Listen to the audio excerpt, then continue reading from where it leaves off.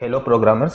तो इस वीडियो में हम देखेंगे टाइप्स ऑफ प्रोग्रामिंग लैंग्वेज कि प्रोग्रामिंग लैंग्वेज कितने टाइप की होती है। नॉर्मली हमने पढ़ा होगा middle level, low level, high level, है ना। तो यही हम डिस्कस करेंगे थोड़ा डिटेल में कि ये होती क्या है, क्योंकि लास्ट वीडियो में जब मैंने बताया था कि पाइथन हाई लेवल लैंग्वेज है, तो इसका मतलब क्या है ये हम थोड़ा डिटेल में देखेंगे। और ये हाई लेवल होती है, मिडिल लेवल, लो लेवल, इनमें कौन कौन सी प्रोग्रामिंग लैंग्वेज आती है ये हम देखने वाले हैं इस वीडियो में। तो मैं अब आपको स्लाइड दिखाता हूँ।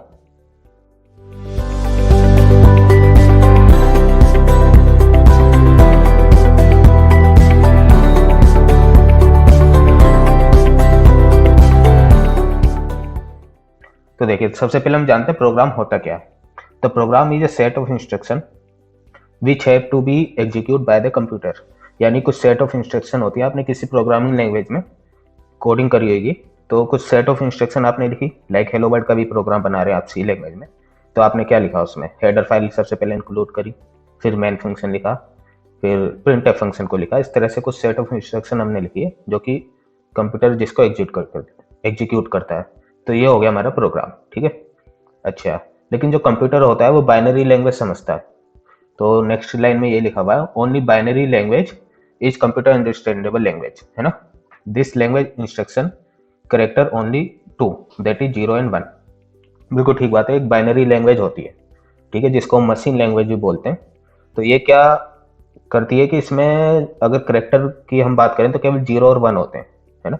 0 और 1 करेक्टर होंगे बाइनरी लैंग्वेज में, और यही करेक्टर से मिलकर सारे शब्द बनेंगे। जितने भी वर्ड्स होंगे वो सब इन्हीं करेक्टर से मिलकर बनेंगे। अगर मैं हेलो लिख रहा हूँ या केवल एच लिख रहा हूँ, तो एच को भी 0 1 की भाषा में लिखा जाएगा, वो ही कंप्यूटर समझ पाएगा, एच को नहीं समझेगा, है ना। तो एक्चुअल में क्या होता है, बाइनरी लैंग्वेज ही कंप्यूटर समझता है, जिसको हम बोलते हैं 0 1 की भाषा, 0 1 की लैंग्वेज, ठीक है।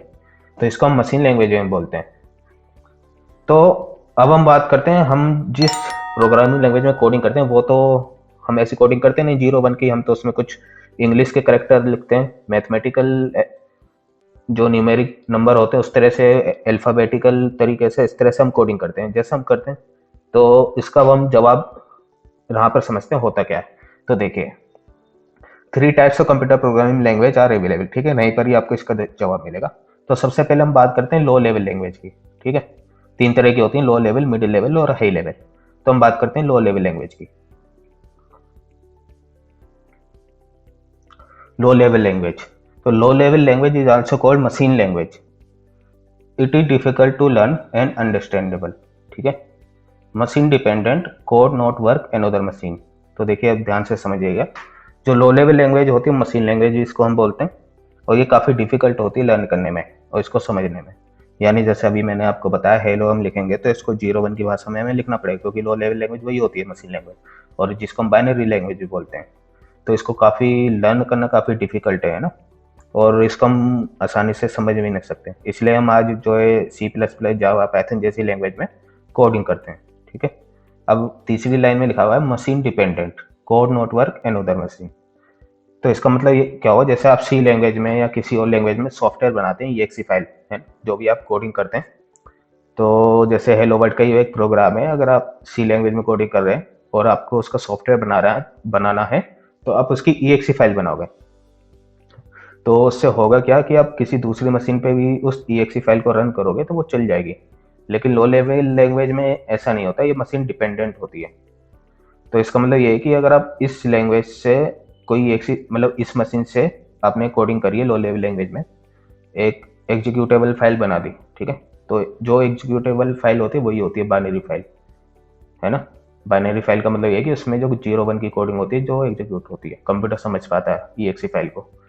तो वो क्या होती है ना, वो जिस मशीन में बनी होगी वो उसी मशीन में बने चलेगी, वो किसी दूसरी मशीन में नहीं चल पाएगी लो लेवल लैंग्वेज में। तो इसलिए इसको कहते हैं machine dependent, code not work another machine, ठीक है। तो ये चीज़ होती है।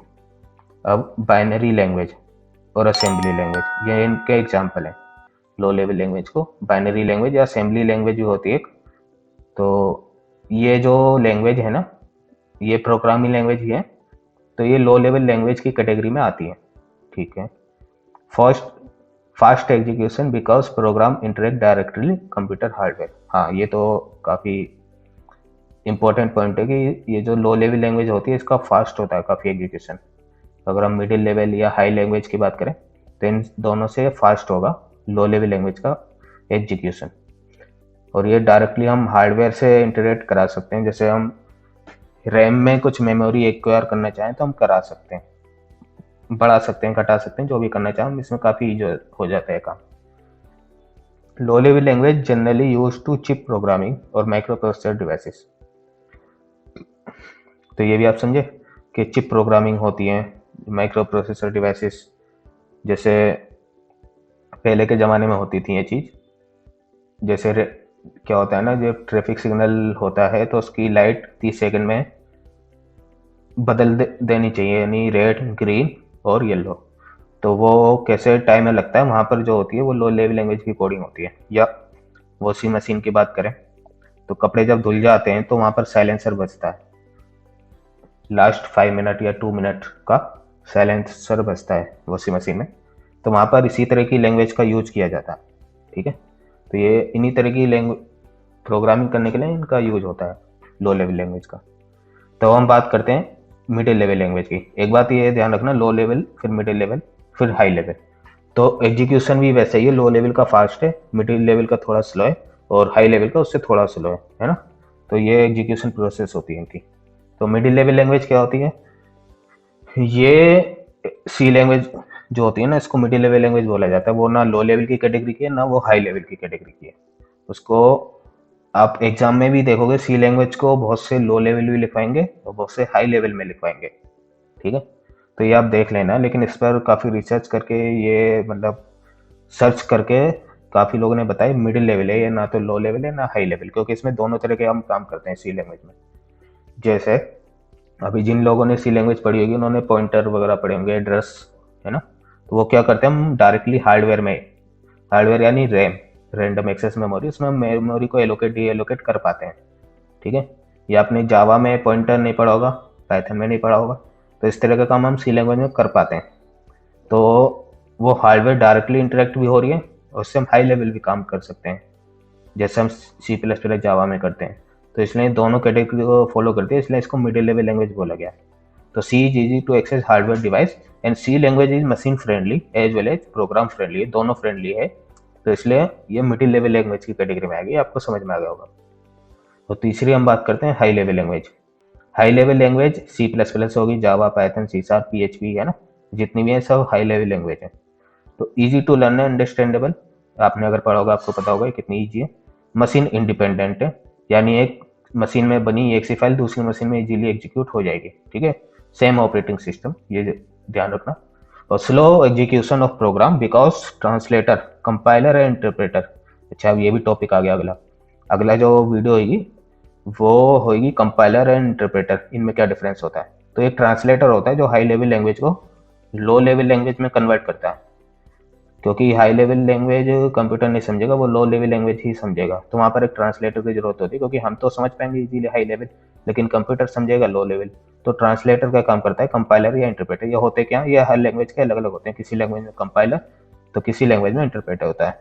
तो हाई लेवल लैंग्वेज में 2 ट्रांसलेटर होते हैं जो हमारे कोड को, हाई लेवल के कोड को लो लेवल में कन्वर्ट करता है। तो ये होती है हाई लेवल लैंग्वेज। जैसे हम पाइथन पढ़े तो ये एक हाई लेवल लैंग्वेज है, ठीक है। तो इस वीडियो में हमने देखा लैंग्वेज के बारे में कि किस तरह से होती है तीनों टाइप की लैंग्वेज। तो नेक्स्ट वीडियो में हम ये देखेंगे कंपाइलर और इंटरप्रेटर में क्या डिफरेंस है। तो इस चैनल को सब्सक्राइब करें अगर ये वीडियो आपको पसंद आया। Thank you.